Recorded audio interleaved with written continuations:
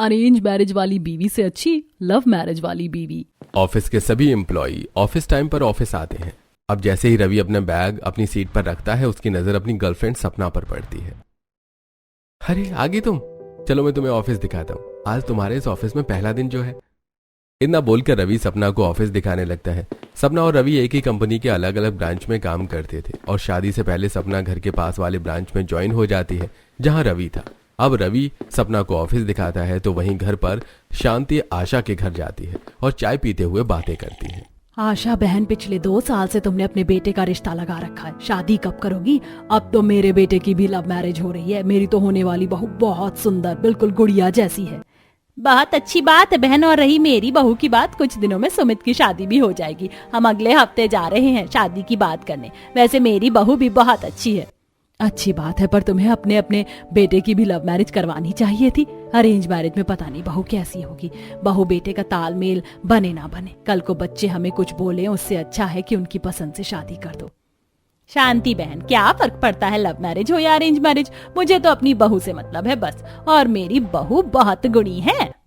जहां आशा और शांति दोनों ही अपनी बहुओं की तारीफ करने में लगी होती हैं, वहीं लंच में रवि सपना के साथ अलग बैठकर लंच कर रहा होता है और ऑफिस का पूरा स्टाफ एक साथ लंच करते हुए बातें करते हैं।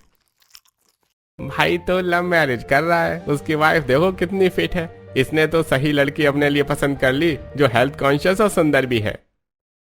भाई शादी करो तो ऐसी ही किसी लड़की से, वरना कुंवारे ही बैठे रहो। वैसे सुमित भाई, तुम्हारे लिए 2 साल से लड़की देख रखी है, अब तो लड़की की फोटो दिखा दो।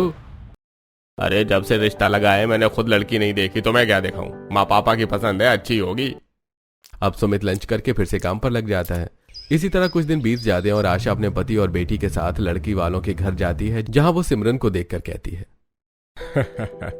लगता है बहू अब ज्यादा खाने लगी है, तभी तो इन 2 सालों में कितनी मोटी हो गई।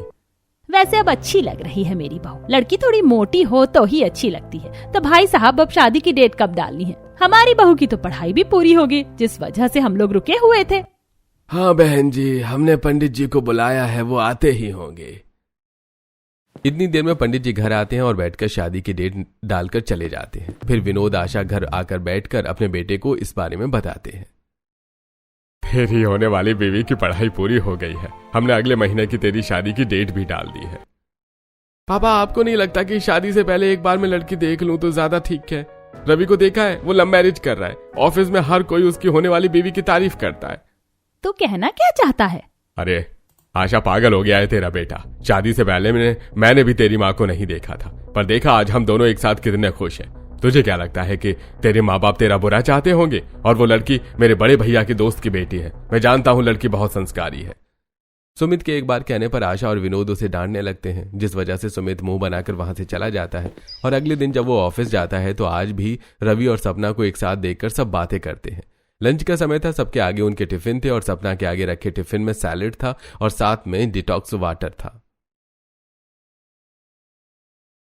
ओ भाभी, तो ये है आपकी सुंदरता और स्लिम बॉडी का राज, आपका खाना। और हमारे रवि का तो इस खाने से कुछ नहीं होगा। कहाँ ये, कहाँ आप, क्या देगा इसमें आपने? ऐसा मत बोलिए भैया, रवि मेरे लिए दुनिया के सबसे स्मार्ट लड़कों में से एक है।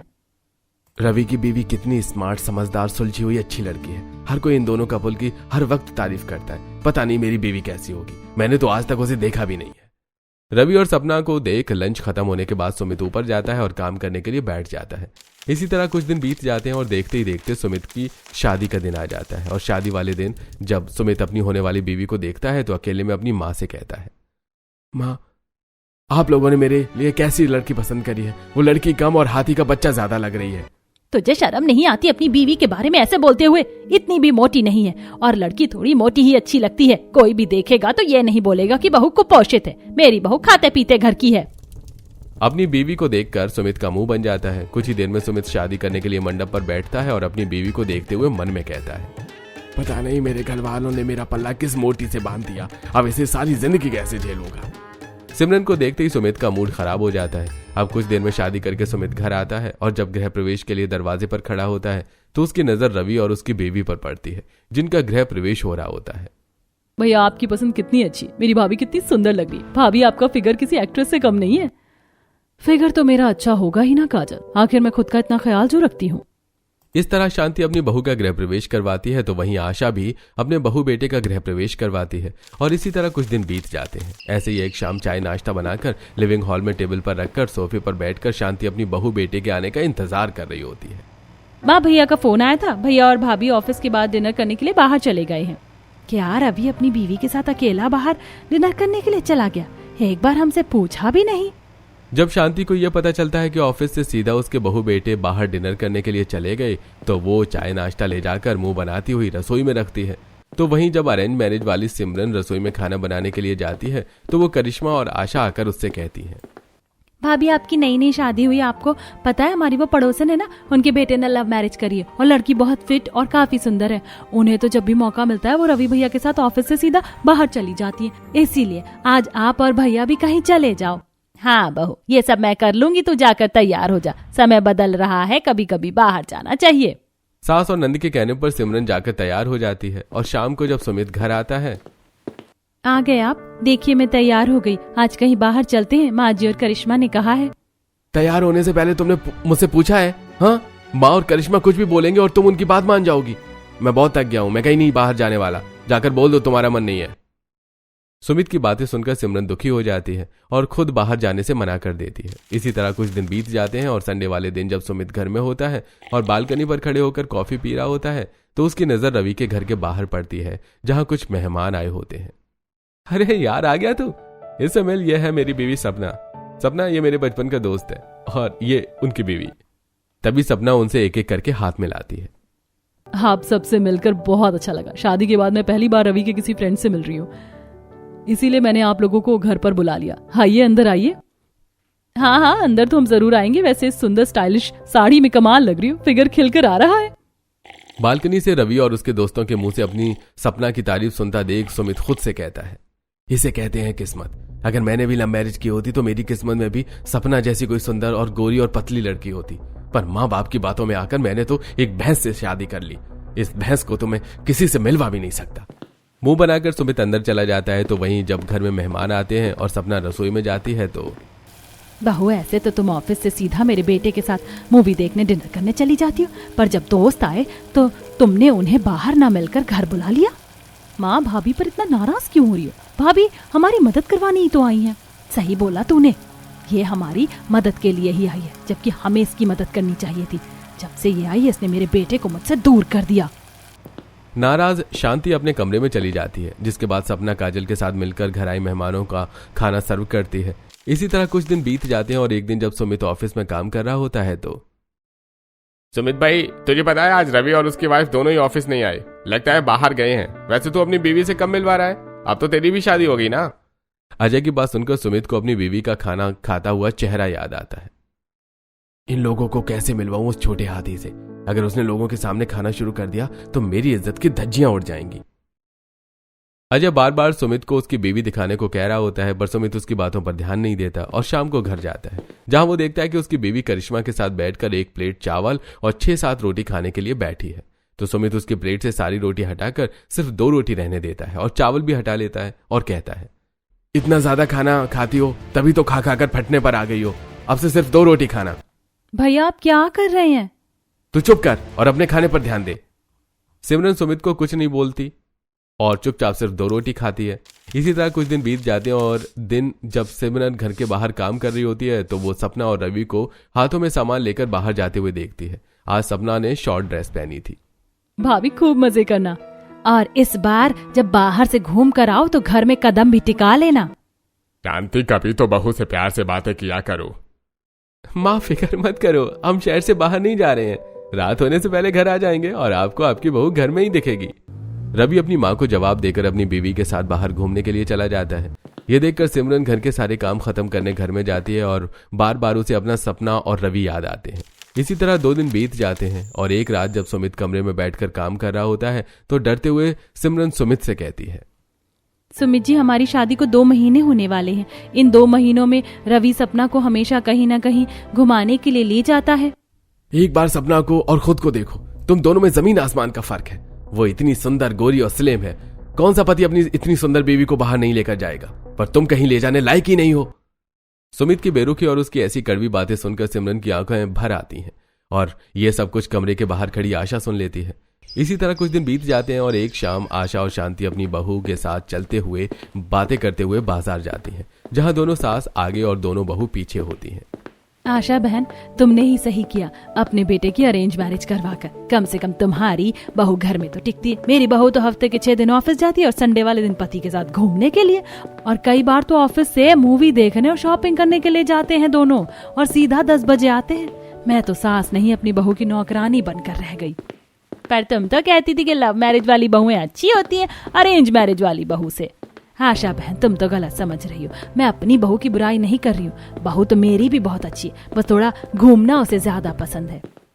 तुम क्या खाती हो? कितनी सुंदर और स्लिम हो। इस जीन्स टॉप में तुम्हारा फिगर कितना अच्छा दिख रहा है। मैं हूँ ही तारीफ के लायक। जानती हो, कुछ लड़कों ने तो रवि के सामने ही मुझे प्रपोज कर दिया था। मैं अपना बहुत ख्याल रखती हूँ। अगर तुमने भी रखा होता तो तुम इतनी फैलती नहीं। कुछ ही देर में दोनों की सास अपनी बहू के साथ बाजार से सब्जी लेकर घर आती हैं। इसी तरह समय गुजरता है और आशा विनोद देखते हैं कि ना तो सुमित सही से सिमरन से बातें कर रहा है और ना ही उसके साथ कहीं बाहर जा रहा है। ये देखकर आशा और विनोद अपने बहू बेटे की शादीशुदा जिंदगी सुधारने के लिए सुमित को सिमरन को बाहर ले जाने के लिए फोर्स करते हैं। अरे बेटा, अभी अभी नई शादी हुई है तुम्हारी, अभी मौका है घूमने का। जब मैंने तेरी माँ से शादी करी थी तो तेरी माँ को 1 महीने में पूरा शहर घुमा दिया था, और तुझे देख, तू तो बहू के साथ घर से बाहर भी नहीं निकलता है। पापा, मैं खाली नहीं बैठा रहता, मुझे सांस लेने की भी फुर्सत नहीं मिलती। इसे घुमाने कहाँ ले जाऊं? पर भैया, अभी तो आप खाली ही बैठे हो, शाम के 4 ही बज रहे हैं। आप भाभी को अभी लेकर चले जाओ, ज्यादा दूर नहीं सही शॉपिंग ही करवा दो। घर वालों के काफी फोर्स करने पर सुमित मुंह बनाकर सिमरन के साथ मॉल जाता है, जहां सिमरन रवि और सपना को देखती है।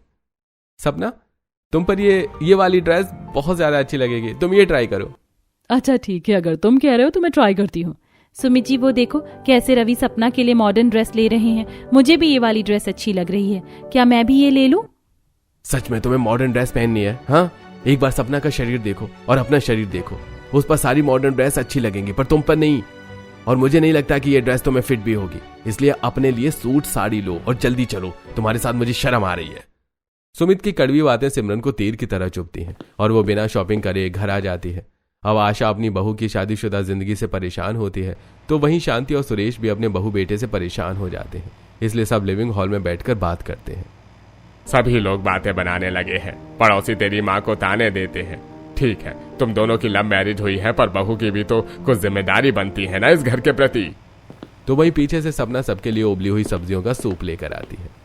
पापा जी माफ करना, मैं घर में ज्यादा देर रह नहीं पाती क्योंकि मुझे नौकरी भी करनी है, पर मैं पूरी कोशिश करूंगी कि आप लोगों की शिकायत दूर हो। पहले आप सब ये सूप पी लीजिए, हेल्दी और टेस्टी है। देखा आप लोगों ने, मेरी बीवी कितना सोचती है आप लोगों के बारे में। अपने बहू बेटे की बातें सुनकर शांति और सुरेश मुंह बनाकर सूप पीते हैं, जो उन्हें पसंद नहीं आता। इस तरह कुछ दिन बीत जाते हैं और एक दिन जब शांति छत पर पौधों को पानी दे रही होती है तो आशा भी छत पर कपड़े उतारने आती है। शांति बहन, तुम्हारी बहू तो बड़ी स्लिम है। आखिर तुम्हारी बहू के पतले और सुंदर होने का राज क्या है, जरा हमें भी बता दो। अब मैं क्या ही बताऊं आशा बहन, उसके राज तो वही जाने। घर में रहे जब तो मैं कुछ बताऊं, खाना कुछ खाती नहीं, बस सारा दिन घूमती और पैसे उड़ाती। गलती करी मैंने अपने बेटे की लव मैरिज करवाकर। अगर उसके हाथ का खाना खाना है तो उबला हुआ या तो फिर सलाद खाओ। शांति मुंह बनाकर नीचे चली जाती है और सिमरन अपनी सास के पीछे खड़ी शांति के सारी बातें सुन लेती है और वो सपना से मिलने उसके घर जाती है और उसके कमरे में बैठकर उससे बातें करती है। सपना ने जिम आउटफिट पहना था और वो ग्रीन टी पी रही थी। सपना, तुम्हारा फिगर कितना अच्छा है, तुम कितनी गोरी और सुंदर हो। मुझे भी बताओ ना, मैं ऐसा क्या करूं कि मैं तुम्हारी तरह पतली हो जाऊं। पतला होने के लिए पैशनेट होना पड़ता है। अपना सही डाइट फॉलो करो, एक्सरसाइज करो, हो जाओगी पतली। सपना इतराते हुए सिमरन से थोड़ी बात करती है और फिर बालकनी पर जाकर एक्सरसाइज करने लगती है। अब सिमरन अपने घर जाती है और आशा अपनी बहू को सपना के घर से आता देख। बहू, तू सपना बहू से मिलने के लिए गई थी, पर क्यों? बाजी, आप भी तो यही चाहती है ना कि मैं पतली हो जाऊं ताकि सुमित जी मुझे अपना ले। मेरे इस मोटापे के चक्कर में वो मुझसे सही से बात भी नहीं करते। मैं क्या करूं कि पतली हो जाऊं? अपनी बहू को दुखी देख आशा को काफी बुरा लगता है और जब बहू अंदर आती है तो आशा अपने पड़ोस के एक लड़के मोंटी को देखती है। अरे बहन, तुम्हारा मोंटी तो 100 किलो का था, अचानक से इतना पतला कैसे हो गया? अरे बहन, सब करके देख लिया, जब ये पतला नहीं हुआ तब मैंने इसे पतले होने की दवाई खिला दी। पतले होने की दवाई का नाम सुनकर आशा अंदर जाती है और अपनी बहू से बात करती है। माँ जी, मैं पतले होने के लिए दवाई तो क्या, जहर खाने को भी तैयार हूँ। माँ भाभी आप ये कैसी बातें करी हो? ऐसी दवाइयों के कितने साइड इफेक्ट होते हैं, जानती भी हो। मैं करिश्मा की बातों से सहमत हूँ। बहू तुम जैसी हो वैसी हो, अच्छी हो, कोई दवाई लेने की जरूरत नहीं है। विनोद सिमरन को दवाई लेने से साफ साफ मना कर देता है तो वहीं सपना की तबीयत खराब होने लगती है। क्या हुआ सपना, तुम अभी तक सो रही हो? आप चले जाओ, आज मेरी तबीयत ठीक नहीं है। ये लो जी, बिना कुछ करे ही महारानी की तबीयत भी खराब हो गई। बहू तुम घर का तो कोई काम करती नहीं है, लगता ऑफिस के काम की वजह से तुम्हें थकान हो गई है, तुम थोड़ा आराम कर लो। तबीयत खराब होने की वजह से सपना ऑफिस नहीं जाती और काजल अपनी भाभी के पास बैठकर उसका ख्याल रखती है। और इसी तरह 2 दिन बीत जाते हैं और काजल अपनी भाभी के पूरे शरीर पर रैशेस देखती है। भाभी हमें हॉस्पिटल चलना होगा, अब तो आपके शरीर पर रैशेस भी निकलने लगे हैं। मैं इन दवाइयों की फोटोज लेकर इन्हें डॉक्टर को दिखाऊंगी जिसने इतने साइड इफेक्ट किए हैं। इतना बोलकर काजल सारी दवाइयों की फोटो लेकर डस्टबिन में डाल देती है और जब सपना दवाइयां लेने के लिए खड़ी होती है तो वो बेहोश हो जाती है। काजल सभी को आवाज देती है। अब शांति अपने बेटे और अपनी पड़ोसन को घर बुलाती है। बहन, जब तक तुम्हारा बेटा नहीं आ जाता मेरा बेटा तुम्हारी बहू को अस्पताल लेकर चलेगा। वैसे भी दोनों एक ही ऑफिस में काम करते हैं। आज सुमित के डिपार्टमेंट की छुट्टी है। काजल, तुम रवि को फोन करके सीधा हॉस्पिटल आने को कहो। आशा अपने बेटे, बहू और शांति के परिवार के साथ सपना को अस्पताल लेकर आती है। कुछ ही देर में रवि हॉस्पिटल आता है और डॉक्टर चेकअप करके सबसे कहते हैं, देखिए काजल ने बताया कि ये कोई दवाई लेती है और उनके पास उनकी फोटोज भी थी, पर वो दवाई पतली होने की थी। इन दवाइयों के फायदे के साथ कई नुकसान भी होते हैं। इन दवाइयों को खाने से इंसान पतला और सुंदर तो दिखता है, पर कई बार जान पर बनाती है। जब सभी को यह पता चलता है कि इतने दिनों से सपना पतले होने की दवाइयां ले रही थी तो सभी हैरान हो जाते हैं। कुछ देर में सपना होश में आती है और सब उससे सवाल करते हैं, बहू आखिर तुम पतली होने की दवाई क्यों ले रही थी? क्या कमी है तुम में? पहले से ही तुम इतनी पतली और सुंदर हो, और कितना पतला होना था। हाँ, मैं पतले होने की दवाई खाती हूँ क्योंकि मोटे इंसान को कोई पसंद नहीं करता। सुमित तुम ही बताओ, क्या तुम्हें अपनी बीवी पसंद है? अगर मैं मोटी हो जाती तो रवि भी मुझे कभी एक्सेप्ट नहीं करते। रवि तुमसे मिलने से पहले मैं बहुत मोटी थी। मैंने एक्सरसाइज किया, जिम किया, सब कुछ किया, पर मैं पतली नहीं हो पाई। तब मैंने इन दवाई का सहारा लिया। दवाई खाने के बाद मैं पतली हुई और सबको सुंदर लगने लगी। इसीलिए हमेशा सबकी तारीफ पाने के लिए मैंने इस दवाई को कंटिन्यू रखा। सपना, तुम्हें अब इन दवाई लेने की कोई जरूरत नहीं है। अगर तुम मोटी भी हो जाओगी तो भी मेरा प्यार तुम्हारे लिए ऐसे ही रहेगा। मुझे फर्क नहीं पड़ता मेरी बीवी मोटी है या पतली। बेशरम होते हैं वो लोग जो अपनी मोटी बीवी को पसंद नहीं करते। अपनी आंखों से जब सुमित सपना और रवि को देखता है तो उसे सिमरन के लिए काफी बुरा लगता है और वो घर जाकर सिमरन के बारे में सोचता है। और अगले दिन, आज मैं ऑफिस नहीं जा रहा, तुम तैयार हो जाओ, हम घूमने जाएंगे। आप मुझसे कह रहे हैं? मैं अभी तैयार होकर आती हूँ। सुमित की आवाज सुनकर सिमरन जल्दी से तैयार होकर आती है और सुमित सिमरन को बाहर लेकर जाता है और उसे मॉडर्न ड्रेस दिलाता है। समय गुजरता है और अब सिमरन अपना ख्याल रखती है, एक्सरसाइज करती है और कम खाती है। तो वहीं सपना भी ऑफिस से आकर घर के कामों में अपनी सास का हाथ बटाती है और पतले होने की दवाई खानी छोड़ देती है।